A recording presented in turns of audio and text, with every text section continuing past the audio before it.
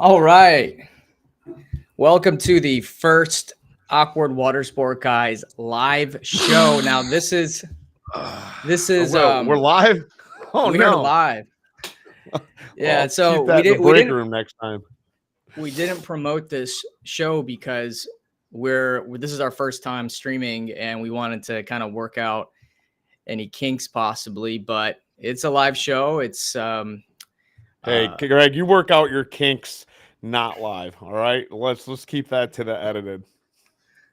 okay. So this is the great thing about live. There's like no way of stopping me. I could just do and say what I want. That's I was weighing the pros and cons of going live, and I'm like, okay, well, the pros is we'll get more viewership. The cons are Kevin. Yeah. So I can't edit him. I can't edit him out. I love it. It makes me so happy. It's about Well, time. yeah. So if it's your first time seeing us, we are the Awkward Water Sport Guys, and we are streaming on 4 platforms. So we got YouTube, Facebook, LinkedIn. Eventually, we'll have other ones as well. But we talk about everything water sports, business, just fun. I mean, anything really. But yeah, so we have a guest on the show today, Dustin from Conversion Assist. Dustin, welcome to the show. God, I had such a good lead in on that, man. I was going to be like, and we have Dustin here to assist us in our conversation. Oh. People do say conversation assist all the time. I don't know why. Old people, because nobody knows like most water sport operators probably don't know what a conversion is. They think it's like a football play. Right? Yeah. It could be. Either that or... You fucking idiots.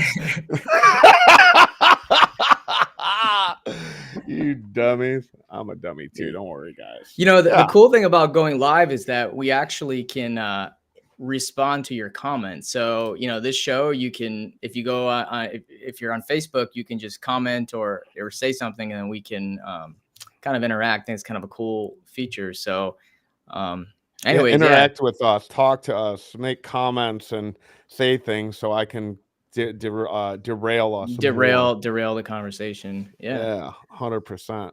Dustin, I know you've been on the show at least once or twice, but can you give us this little background, who you are, what you do? Yeah. I mean, basically, we have Conversion Assist. That is our software. It's one of the things we do, which helps operators automate a lot of the busy crap that either they're not doing or they should be doing, or they're doing manually. So that's a little about kind of how the software works. Integrate with Fair Harbor, integrate with other booking platforms that give us a webhook, that sort of thing, and just builds reviews, gets customers booking info. It helps you grow your business, helps you make more money. And we also have PPC Pros, our agency, which focuses mainly on Google Ads and conversion optimization and things like that. But I've been a long time, like lifelong Floridian, up until 6 months ago. So now I'm living in Virginia, where it's like 30 degrees this morning. It's freaking awesome. Did an outdoor workout the other day. It was pretty cool. Got 2 kids, got a chocolate lab, got a great wife. Everything's cool. So that's a little about me. And a little about me and Conversion Assist. Life is good then. What made you want to move from Florida to Virginia? I grew up in Florida, South Florida, my whole life. Never saw seasons, never saw snow. I just want to try something different. I want to do it while I was, still young and physically fit enough to do it. And I felt like something that me and my wife talked about for a long time. And if you're going to do it, I was just like, let's just do it now. I mean, the time was right to sell the house. I mean, because the market was doing really, really well. And I mean, we loved our house, loved our neighborhood, but it was just something I really felt a peace about it.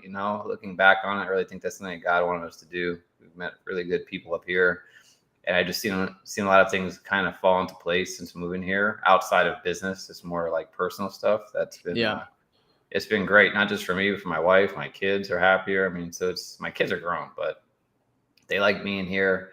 A lot of good influences, a lot of stuff to do, and it's pretty cool. Cool. So, what part of Virginia do you live in? I'm just outside of Richmond, so Chesterfield is like 25 minutes west of Richmond. So it's kind of like Central Virginia, I guess. It's not like country. Oh. I mean, I got deers that'll walk around in our neighborhood, but it's an HOA. I mean, you've got, Walmart 5 minutes away. And Richmond, north of Richmond, right? That was that. That That was that. song, yeah. Yeah, I don't know that song. I'm still new here. He came on Joe Rogan, and I don't think Joe Rogan vetted him very well, because he was about as boring as a bag of sand, man. Like, he was a terrible guest, man. Like, he did, like, Joe Rogan typically has people that are like well versed on shit. And that guy was, he was just, it would have been like if you brought me on Joe Rogan, he'd be like, oh, what am I going to talk about? Oh, go like boat rentals and stuff. Like, I know shit about shit and musicians, like, what does a musician know about? Nothing if he's a fucking musician. Definitely not like money or exercise and making good decisions. Nothing against musicians. This is a tough way to make a buck, For He could tell you like how to make a C chord. Anyway, you don't see that guy walking around? Nope, haven't seen him walking around. So if I did, I wouldn't recognize him anyway, probably. So it's like when everyone's like, "Oh, you're from Detroit," and then the only thing they know is 8 Mile. Yeah. Hey, you know Eminem? Do you guys or, grow up together? or 8 Mile or Crime, or do you really live in the city? Type of thing. You drive a crippling depression. I did. I would always get that. I had a guy from like Los Angeles, and at that time I was young. I was like 19 or 20, and living in Detroit, you always found it insulting if somebody like guessed that you weren't from the city. Like, oh, what do you live in, like the suburb? And like, no, man, I'm from Detroit. Like I've been assaulted. I've had my house robbed. Anyway, like a badge of honor. Yeah, a terrible badge of honor. Yeah. So does that like affected your ability to like? I mean, obviously, like everything you do is online, but did you get any like juice? Any juice from local operators when you're living in Florida? I mean, I think it helped that I was from Florida, but I mean, I grew up there my entire life. Like, it's going to be a while before the Florida leaves this guy, like, tan left. What's that? My tan actually, it's this camera. The lighting is like, it's got a built-in light. It makes everything whiter, which is pretty cool. It's a Virginia lighting. But I am definitely a bit whiter. I ain't gonna lie, man. It's not like that Florida sun. I came up here. You could not be any whiter, Dustin. Yeah, well, I know. You haven't seen my stomach right now. It's pretty freaking white.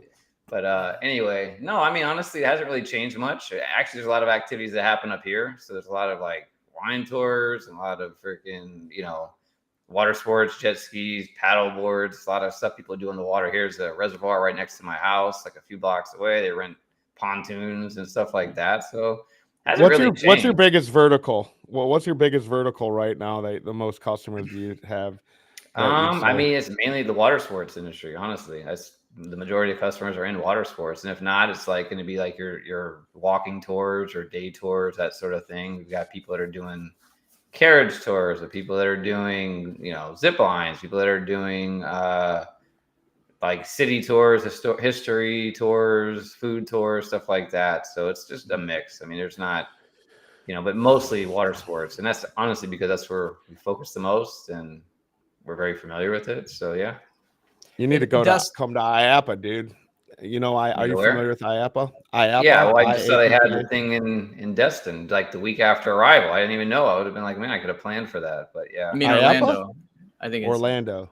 Orlando is IAPA. Oh, Orlando, my bad. Yeah. Hey, Dustin, I would have piggyback off Kevin's question. So do you think, like, of all the clients that you've done business with, I mean, what is it about the water sport industry? Is it, did you just fall into it, or do you just find that it's just a good vertical to be in? I don't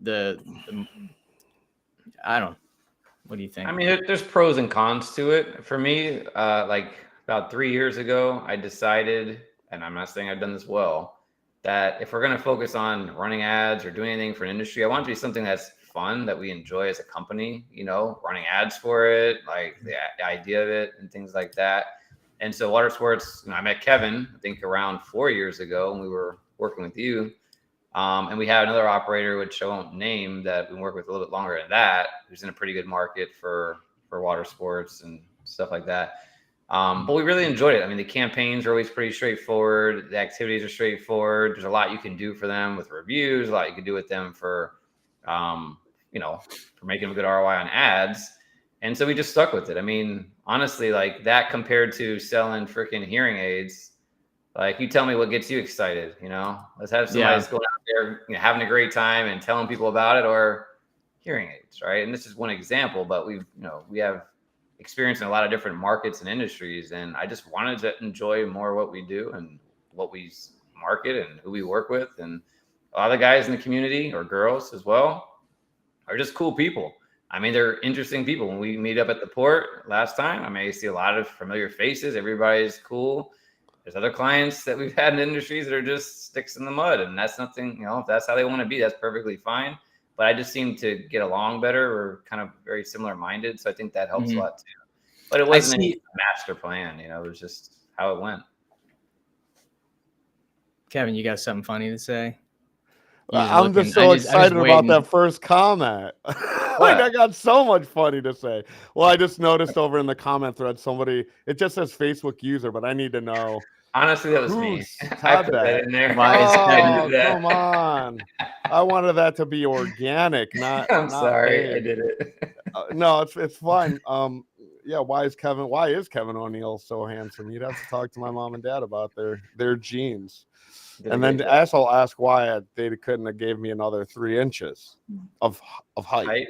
Oh, I like that you corrected yourself. You're like all the guys, and then you're like and girls, like political nomenclature. Actually, it's not. It's just that honestly, I've actually talked to more female operators this last time around than male operators. It's just weird. You're so handsome.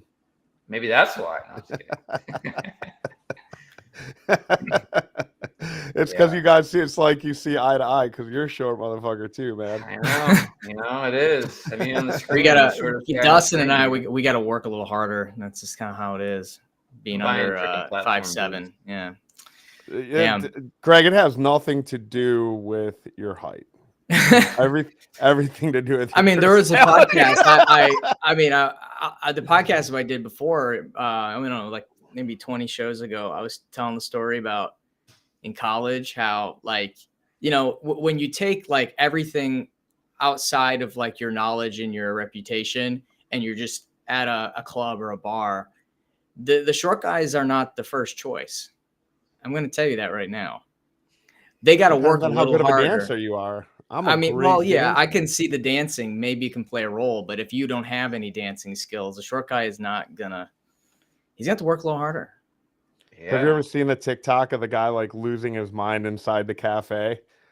He was like, it just cuts to him being like angry about like him not getting matches on Tinder, but he's like yelling at the people behind the counter about it, and then he like gets into a fight with another guy over, but it's pretty hysterical. He's like, you always pick the fucking tall guy, and he's really mad. Like, how the hell did that get started inside of like a Subway? I'm glad that I'm not having to date into 2023 with all the apps and stuff. It just seems like a lot of work now. There's crazy people out there, boy. They catfish you, they freaking dogfish you, they all kinds of fish you, man. It's crazy. I'm glad I ain't dating either. I'm glad I'm married. Yeah, I don't know. I do know. I do know all about it. Swipe right, ladies. I'm on Tinder. I'm taller than my profile pic would suggest. I'm just kidding. Kinda. So Dustin, so you did a presentation at the port. It was very well received from the comments I've gotten. You gave a lot of like really practical advice that you don't necessarily need to have a fancy app to do, which I thought was really great. You know, you gave actionable advice, but obviously you have a really great app. You got a product. So kind of walk us through Conversion Assist. Give us the kind of like the short version of it. And then maybe we can talk a little bit about your app, but also what operators can be doing outside of just having a service.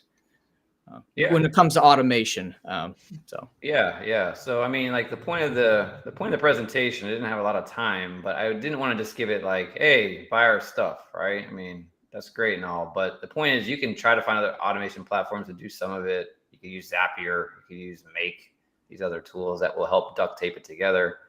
I mean, I don't know why you do that, honestly, but that's up to you if you wanted to do it.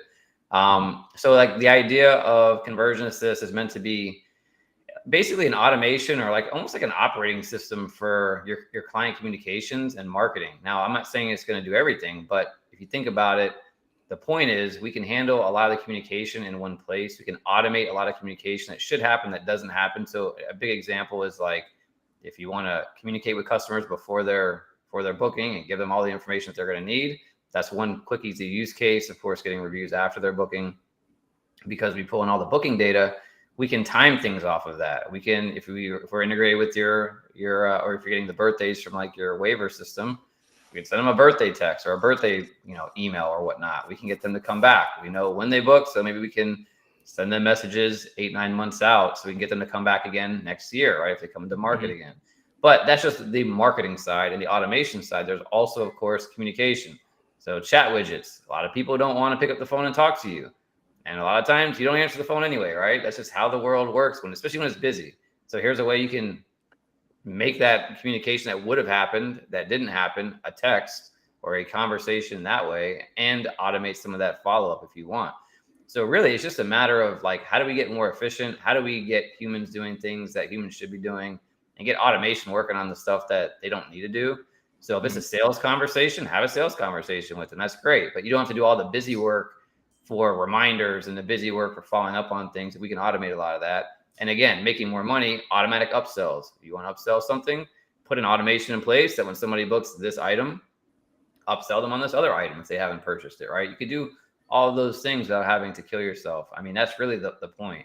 You could also with Conversion Assist as well create automations between you and your team, right? Yeah, you can do it with anybody. Yeah, I mean, there's internal stuff you can do. Again, it's up to you. There's all kinds of things you can do with like training portals. Like that's something we do in our agency. Is all of our new employees go through our training because there's a membership area inside of Conversion Assist. So I have them go through it, and now we've got assessments at the end. So if you want to hire people, or you want to train people, or you want to remind them or whatever, you put all your processes there. We didn't talk about that at all because that's totally outside the scope of like most businesses needs, but it shouldn't be for that. Yeah, it shouldn't be, but it's sexy. Like, let me jump.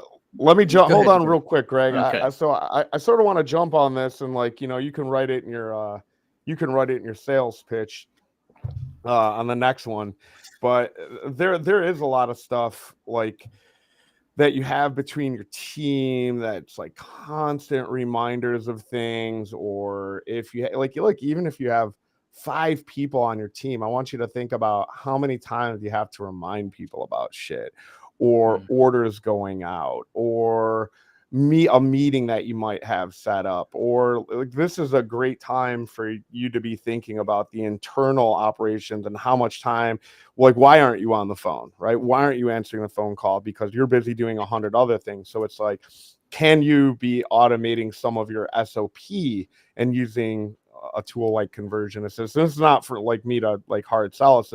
We have so much shit wired in sometimes between our internal Slack or emails or calendar reminders or weekly meetings, and this is maybe something that you could potentially kill a meeting with just a couple reminders on things by using an automation tool like Conversion Assist.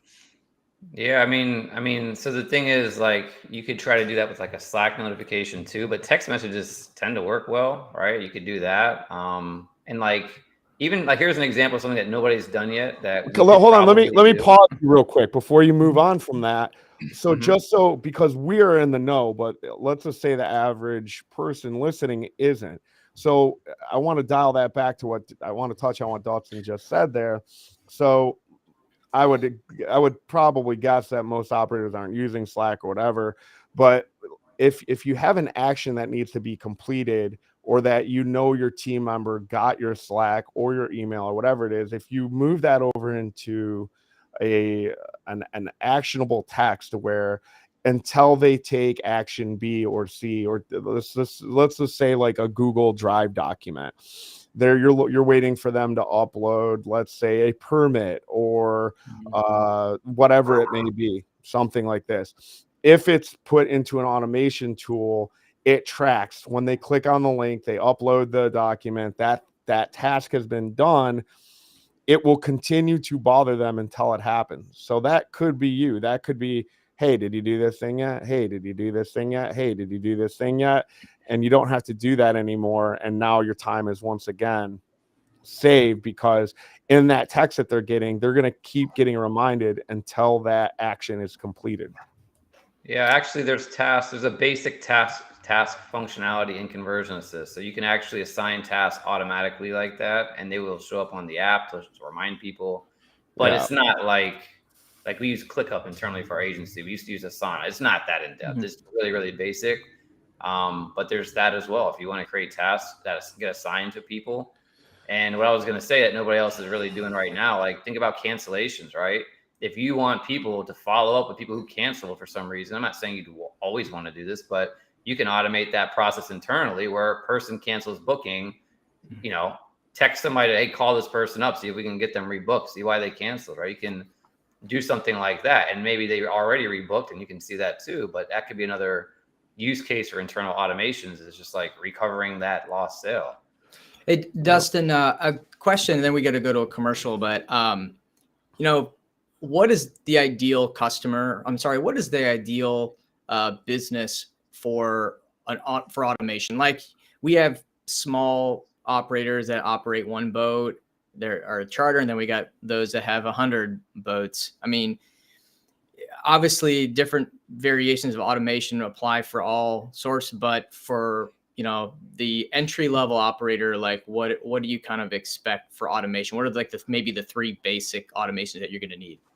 Yeah, so for basic, the main ones I would recommend, especially if you're a one-man show, because it means you have less time usually, right, is missed call text recovery. So if somebody calls you, you can't answer because you're driving the boat or you're doing something else. You can automatically text that person back when you miss the call. That would be one thing. Having the chat widget on the site is another part of that, because again, if you're not always available, that's not an automation, but we can automate immediate replies there. Definitely review gathering, like automatically sending out review requests, people after they book. The day of booking messages. So when their booking happens, if you need to make sure they fill out their waiver, send them the link. If you need to make sure they know where to park, you send them that link. That way you're not freaking answering those questions to the last minute. They're running late. Everybody else behind them runs late. And also if they do anything with contact forms, this is where we can basically turn a contact form completion into a phone call. So somebody fills out like a contact form on your website or an inquiry form if you do like custom charters. Oh, I like that. Because contact forms are just such a long, Yeah, because nobody checks their email. So what we could do is a couple of different aspects. But if they fill out a form, we could instantly call you. And when you answer the phone, it says, hey, Kevin O'Neill just filled out a form. Press any key to connect. You press the button. If you want to talk to him, it will call Kevin O'Neill. If he answers, you talk to him right there. And that's one way that when people don't want to check their inbox, they're like, oh, I got a lead 3 hours ago. I didn't notice it. This is how we can get around that. And if you have a call center and they don't check their email, well, a lot of times they're not. You can have this happen for them as well, as long as they understand how it works. So, all right. So we'll be right back. We're going to run a commercial and we'll see you guys in about 30 seconds here. All right. The main thing that we really like around here is having access to that matrix, to where we're able to modify everything from one page. When equipment gets booked, we can actually see what's got booked, what's available. The business was very maxed out equipment-wise, so the big benefit that we got to see was being able to get the maximum profit with the current equipment. You can actually make a reservation from wherever you're at, as long as you have a cell phone or an iPad or a computer. And another nice perk is you can have multiple people making a reservation. Doesn't matter if one person's at home, one person's at the docks. Everyone is seeing that live inventory, which is really nice. All right, we're back. I take back everything I said about music being like a bad field to go into, because Greg needs to hire somebody on his staff that knows what background music should probably sound like, because that commercial's background for WaveRes, while WaveRes is an amazing product, the music was fucking terrible. Do not hire Greg to fucking play in your wedding playlist, because that was some smooth jazz. But listen, all that stock music for commercials, royalty-free stuff, it's all the same. How about you need like the Discovery, like techie music for that. You know what I mean? Like the sort of like ambient, like uplifting, like, you know what I mean? Like, God, you know what's off? What about this? Off What about air, this? Let me help. No, dude. No, sounds like I'm not Napoleon trying to Dynamite. come to a cheap Background hotel music. for gay sex with you, man. Like that is off. No, that should have like a, like you know what I mean? Like a, you know what I'm talking about? Like always, like the tech is like the innovative. I'll help you out, man. Like I'm gonna Drop help the you out. beat. Like you just need somebody in there. Like I'm coming in. I'm moving in. I'm moving into the Wave Res offices. That's it. The next episode you see will be me and Greg like right next to each other. And look, I helped Dustin with his sales skills. I feel like, we talked about it. I was like, Dustin, you gotta up your sales skills. Sometimes you gotta push that button a little harder. You know what I mean? Like I'm a total soft you seller. have I to. don't sell. I just to lead. sell. I know. So like if I'm not one to like pound kick a fucking horse till it's dead, like I don't know if you're listening to this or watching this for the first time, but if you are, something that came up about a conversion test, which is great, and I love it, and we use it, and it's wonderful. Wouldn't have Dustin on the show if I didn't believe in his products, but like you're not answering your phone calls or using something to like follow back up, because again, one thing conversion assist cannot do, it can keep on bothering you till you take an action, but that voice on the other end of the line, like, and to the point of, in addition with conversion assist, if somebody hasn't taken action or taken that booking and they are interested, like, like I hear people say that, like, operators don't answer their phones. I'm like, well, operators shouldn't be in fucking business then. You know what I mean? Like you're in the wrong game. I hate answering phones. That's why we pay somebody to do it. But to that point, if you haven't gotten the conversion via your online portal, then it's up to you to like follow that back up and call that person. So I don't know. People might not have heard this message from me for the 10,000th time that I've screamed it from the rooftops or in rooms. And to this point, like I wanted to say something before we went to commercial. So you're saying with like a tool like Conversion Assist, say you could buy tickets to an event, such as, I don't know, Arrival or the Fort, whatever. Yeah. Well, because I'm gonna tell, because so here's my 30 seconds of free advice for you guys. You could purchase that ticket, and then all of that information that you want from those customers, you could post follow up via SMS, and all of the steps they need to take before they get their ticket. That's something you could do with a tool like Conversion Assist. And even if there's 5 different things, where are you from? And maybe it's a person like me who's like, oh, I'm going to do something for 5 minutes and then stop. Oh, I'll finish that up later. Then they're going to follow back up and say, like, what industry are you in? And then they're going to follow back up and say, what of these verticals are you interested in? Are you an expert in all the things that it takes? So you could literally do away with a huge portion that would actually stop conversions. Nobody likes filling out mandatory fields.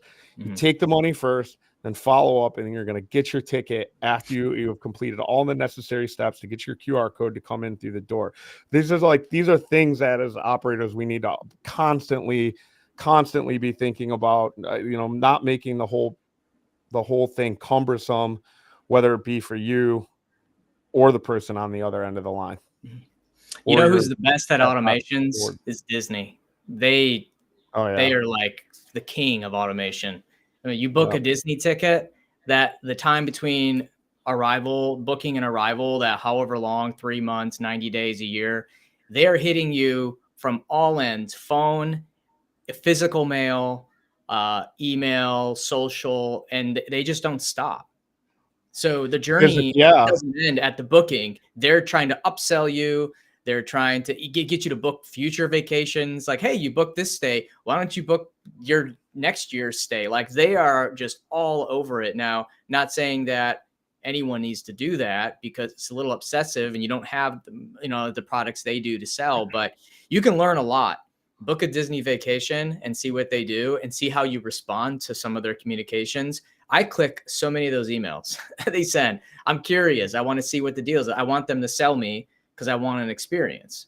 Something might trigger me. And don't get discouraged.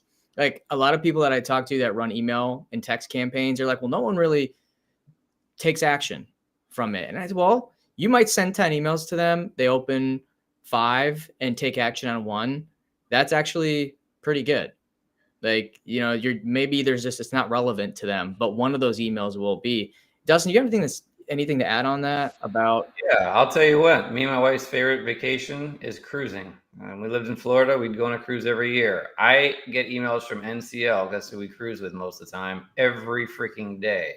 We've been talking about booking our next cruise for the last 3 months. The emails remind me that, oh crap, I got to book that cruise or I lose my cruise credits at the end of this year. So even if people don't take an action on that email, they don't click on that button, you got to believe that them seeing you again adds value. It keeps you top of mind. And when they come through at some point to your market or whatever, they're like, hey, what's that jet ski company that we went to, or that boat thing, or, oh, we did their boat rental, but they had this other experience that they told us about that we didn't do, right? So there's money in awareness. And when it comes to automation, you didn't spend any time on it. And if it's like an email, you spend almost no money on it, right? It was like an automatic reminder. So if nothing else, that's why we talk about the holiday emails and some of that stuff. It doesn't have to be promotional. Just let them know you exist. Remind them that you exist. I mean, we are so highly commoditized, and people don't realize that. I you know, like even to my buddy Mike, you know, he's got a pink his whole like thing is like pink pontoons, right? And we won't get into that. I highly suggest he stop with calling it pink pontoon, but he doesn't want to trust me because he is. What about Pink Putty Cat? Pink Putty Cat, yeah, the other guy. Yeah. Dude, so I'm gonna finish my thought, but I want to tell a really quick funny story after that thought. But you know, the whole thing for him is that like he's trying to create brand recognition, right? And so you think that people like are just gonna fucking remember you, and like spoiler alert, unless you are Disney World, they're not, especially in our industry. And I don't give a fuck like what kind of boat you have. It's a boat, man. It's a jet ski. It's a snorkel tour, and they're not going to remember. I've had people call me from somebody else's boat that they thought they were on our boat because they clicked a fucking ad because they went and Googled pontoon boat rental near me. So that's how, and like they just took the people's boat like 2 hours ago. Like you were just at the business and you don't fucking remember their name. So keep in mind, I don't care like what you do. I don't care how great you are at those kids. Like I can barely tell you what I did fucking last week, let alone who I rented a boat from or who I rented a jet ski from, unless you're continuing that journey post-transaction, unless you have like a huge presence. And this is all tied into that. Facebook, Instagram, your chatbots, your website, all of that shit. Like we call it soft selling, but we're hammering the market with marketing. And so it's like, yeah, man, like emailing them, texting them. Well, maybe it's something with one of these photo products that are out there that, you know, like this is something that Conversion Assist can do too. You know, you can connect your photos to their bookings and remind them of how great they had at, you know, pink pontoons. So the story, this is a great, okay. This is funny, Dustin. You'll like this. So we've been working on getting this like bounce house rental thing off the ground, and I met this other guy who happens. Do you know Mike? Do you know Mike Buvens, Mike and Jenny Lou? Yeah, I remember them from the first water sports conference. Great couple from Louisiana, and the family-run business, Pink Pontoons. If Destiny Water Adventures sold out, go check them out. But so he's like, was just like dead stuck on this like pink pontoon idea. Cause I think he did like the Jeep. Have you ever seen the pink Jeep rentals? It's a brand. They're like in Tennessee. So I think that was his thing, but he's got a certain way. He'll call me and be like, hey man, hey Kev, hey man. And he's got this voice. So I meet this other guy through the bounce house business. And he's from originally the same area they're from in Louisiana. And so we're texting back and forth. And he calls me up, shoot the shit one day, and he's got like the exact same voice. Hey man, hey kid, how you doing, man? Like they sound like they could be brothers, like from the same mother. They got the exact same voice. So he's interested in this catamaran for sale. And then he texts me like the fine dude. He's like, hey man, he said, what do you think? What do you think about painting the boat pink and naming it the Pink Putty Cat? And I'm just like, man, like I don't know what the fuck they got in your guys' water down there in Louisiana, but you guys have got to. They love the pink shit, dude. Yeah, they love it, man. Is Pepto-Bismol based out of Louisiana? Is that their factories over there or what? Is it what? Pepto Maybe they just see the Hey, billboards but- everywhere. But you know, That's Kevin, you know that if someone painted a boat, like you got the yellow Hannah Marie boat, and I mean, if they painted a boat, everyone would know about it. Like, there's no doubt. sure, but I don't like, you know, at the end of the day, I think it's called the Hannah Marie, and what's the name of that company? Old Marler. Oh, I mean, right. it's a not, very it's not, distinguishable boat. I mean, being right. yellow. It's not called yellow boat No, tour. it's not called. No. And because like that would probably be off-putting to some people. Like I would not, if I went to Enterprise and they like had pink Cadillacs, I'd probably be like, no, I'm good. I wouldn't And to do it be either. fair, the boat's not pink. It's not pink. It's not like I think they use maybe some pink bottom paint or something like that. But like you can't really tell. It looks like any other boat. And I'm just like, you know, like a pink boat. I don't know that would be my. I would not be driving a pink boat, guys. I'm sorry. I think most men probably. It just screams that my wife booked this for me or something. There's just no way I would do it. Now, nothing wrong with people that want to do it. Okay, never mind. You got the pink Crocs on. I'm wearing pink Crocs. I couldn't do it. This is called my give up, and I'm also wearing gray sweatpants. This is called my give up on life outfit. Oh, I don't even have to describe. I can show everybody now. I can just show them. Like that's what I went to Walmart. I put this on, and then like Larry David, I have my "Make America Great" hat again, and then people just don't feel like they need to stop and talk to me for any reason, you know. And the people of Walmart, your picture is already on that page right now. Do you remember that Facebook page? It was like the first like big meme page. It was like I do remember that years ago. Yeah. I mean, I would say it was like probably 2005, 2006 as I got really big. But my wife and I loved that page. It was great. You're drinking a freaking Walmart cup right now, Kevin. Yeah, I went in there. We were doing some drone footage for the bounce house thing, and I had on my American flag Crocs. I had my American flag overalls. I had these shorts overalls, and my Make America Great Again, and then my ridiculous big Kev's big top bounce shirt. That's my logo is like my face on it. It was just absurd. I love it, man. I love it. I love being as off-putting as possible because I'm not like a huge fan of like stopping and talking with people. You know what I mean? Like, so I don't know. Then again, people probably could be like, oh man, this seems like my guy, you know, it could be like he wants to stop and talk to me about like the Second Amendment or something. And so I don't know. I don't know how to be a shadow in these streets. Greg, why are you so blurry? Is that on my end? My connection, but it's gotten better. It's like it's going. You're slowly, I don't know, morphing into a Minecraft for a minute there.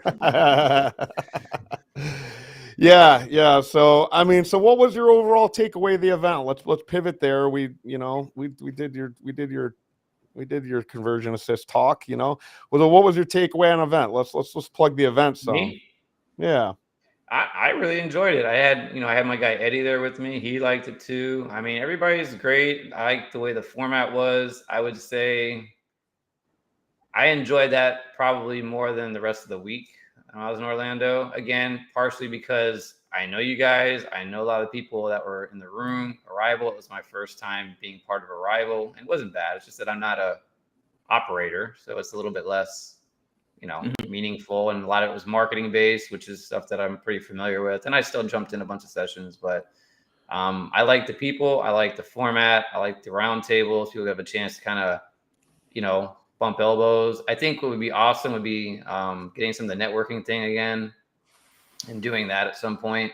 Because a lot of times, like the night before is cool to do some networking, but it's great to just shoot the breeze. Remember the first year when we were at that place, the Icon Park, I think it was, or wherever it was, right across the street, the little outdoor bar thing. Yeah. Cool, creepy guy that was following you around. Oh my god. Oh, We couldn't get anybody to leave, and then like we kept on like spoiler alert, like fucking Orlando's horrible for nightlife. We went to that piano 10 bar. places, yeah. It was so trash, man. And then we went to like Cabo, whatever. Like it was like a weird trap version of Chuck E. Cheese, like for families. Like it was so ghetto, man. I was like, what the fuck, dude? Like I couldn't even. I'm so bad about that stuff, man. It's the same thing. I just want to slap my Make America Great hat on and just so I can I'll bullshit with you guys all day long, man. I'm looking for. I have the picture with the creepy guy, and I'm looking. I'm sure I have it somewhere too. Oh, and then like he tried to buy me a shot, and I don't fucking drink. And like she and I had no idea what was even happening, but they all came around like the shot girl or whatever. They got like the signs and the lights, and I thought it was for somebody else. Like it took like probably like 20 seconds. That joke fell flat on me because I didn't even know it was for me. I was like looking around like, oh, who got the shot girl? And then she like tried to like feed me some green like Incredible Hulk looking shit, and I was like, hey, back up, man. Like, firstly, you're in my personal space, which I don't particularly like, and second of all, you're trying to give me alcohol, which I've been on the wagon for like 15 months, man. Like, get away from me with that shit. So yeah, it was a weird. I have it pictures, was a weird but I don't have hour. pictures of that guy. I guess I'm actually some really funny pictures. I know we of definitely Kevin. had him. That dude was seriously creepy. He took He his meant shirt well off, and then in the he took his shirt off, and then he started yeah. You know who we're talking about, Kevin. Yeah. You were like actively Kevin's walking like, I'm fast. gonna punch him. He was falling. He was like maybe from like Eastern Europe or something, right? He was like super weird. Like he was maybe on some Molly or some ecstasy or something, man. He was feeling our group like a little way too much. But yeah, no. I think next time around, we've got to find a more nightlife friendly environment, man, where we can, yeah, on a Monday. The awful yeah. It's not that bad. It was terrible. It's weekdays in Orlando. Can you imagine trying to like catch some nightlife in Destin on a Monday or Tuesday night? Like where would we be at, like Coyote Ugly or something? Like I don't know. We gotta like we've been spinning some ideas around that's got good nightlife 7 days a week for next year though, I think. Well, I tell you what, from the one last year, I still have my karaoke trophy that was supposed to go to the 2022 Water Sports Karaoke Champion that I'm going to have to scratch off the 22 and maybe put a 24, just saying. It would be me. I would win. Like I would crush it. That is yet to be determined, sir. We would have to actually put it all out there. And what would be my song? Yeah, what is your Zoot Suit Riot by the Cherry Poppin' Daddies. Swing, a little swing. I keep that reserved for karaoke, not for my fucking commercial spots. Nice little fucking swing music in the background. Like, am I renting a boat or like what is happening here? Am I getting transported back to the Glenn Miller Orchestra Club? You can do the new Wave Res jingle. Yeah, I think it should be like some trap shit. I'll do like a Wave Res rap, like a Wave Res freestyle. 8 Mile. 8 Mile your style. Roots from Detroit. Yeah, and with that, I think we're right at time. Yeah, we perfectly are. Enough. So, Dustin, you want to just ask him, give a little information how they can reach out to you if they have questions about automation or? Yeah, well, I'm in the Awkward Water Sports Guys group, so that's the easiest place. That way we could all kind of collab. But if somebody felt like they wanted to reach out, you can check out our platform. It's conversionassist.me. Why? Because we thought we would conversion assist you, and we said the .me made sense when you read it to yourself. So dumb, but we did it. So yeah, that's I'd go up on that one. I'm like, or Dustin at conversionassist.me. But honestly, just Facebook group. If you're part of the Awkward Water Sports Guys group, join it. If you're not, if you are, just tag me there, man. We'll chat. Get the .ing, so it'd be conversion assisting. Oh, is there a .ing? I gotta check that out. I saw something in somewhere about them coming out with a .ing. I wonder what that stands for. Like what? It's like gotta check that out. Interesting. No clue. Talking to the wrong guy. And with that, guys, as always, thanks for joining and keep it awkward. See ya. Awkward.